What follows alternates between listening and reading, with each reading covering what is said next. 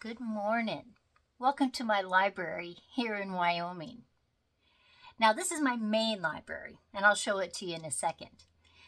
But what would you do if the power went out?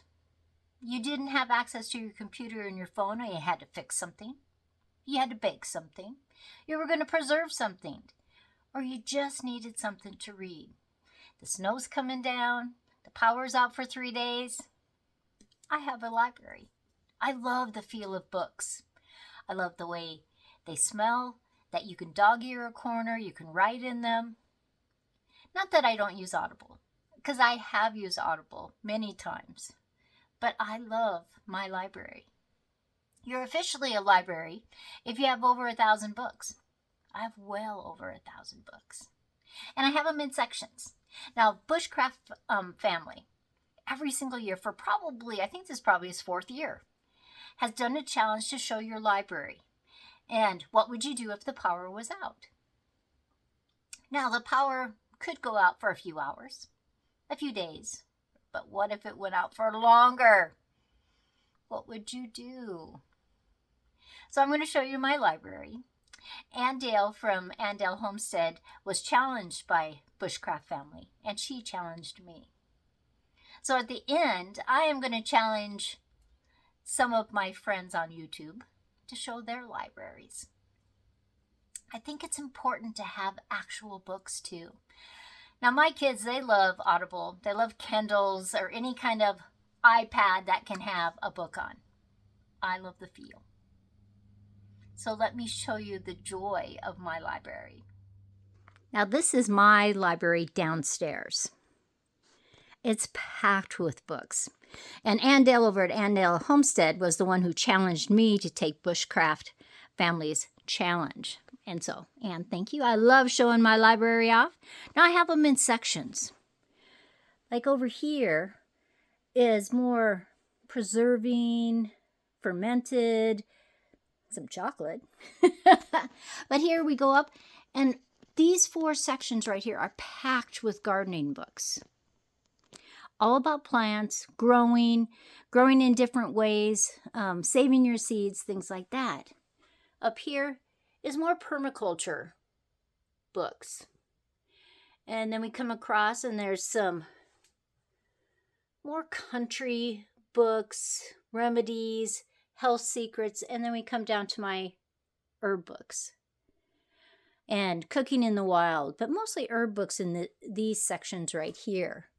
And up over here. Now, sometimes I've taken classes on herbs, and so these are my books from there.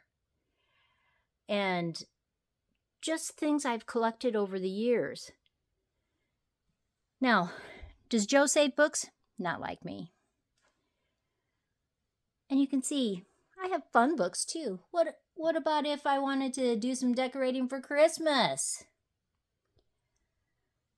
Bible books. Now this is Joe's shelf. That's right, he has one little section right here. I don't think he's looked at these books in a long time. Now when I'm studying, I like to put notes in notebooks. So down here are notes like raising chickens, raising sheep, raising beef. But this is a small look at my big library down here.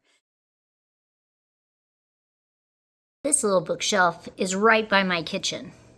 So it has a lot of preserving books and ones I use over and over again. My chair sits by here. So I have some fun ones that I've been working on for Christmas. Under this, it's an old sewing machine, but I actually have more cooking books here. I know, it's like a library. Now, I do have books in little nooks and crannies, too. Under tables, in cupboards. Now we've come to my messiest bookshelf, probably because I use it the most. And it has different things on different shelves. Because I like to read before I go to bed. Now, I don't usually read novels ever. That would have to be very excellent for me to do that. I would rather learn things. And like this shelf is all about apples. I have a few pear books in here too that I really like, but it's basically about apples. And I've read all of these books, many of them multiple times. See, they're even crammed back over here too. All about apples, because you know I love my apples. Sometimes I just feel like reading something fun. I have to tell you, this Bees and Their Keepers, my son gave me. It is so interesting, and I learned a lot of things. But I like to read about vegetables. I've just a lot of different things on this shelf because you never know what I may want to read. What a fun collaboration. And we're supposed to challenge 3 to 4 different channels to show your libraries. So who am I picking? I'm picking Gail from Gail's Southern Living, Bloo from Bloo's Self-Reliance, she's over the pond, Tim from Ridge Life, and Doug from His Way Homestead.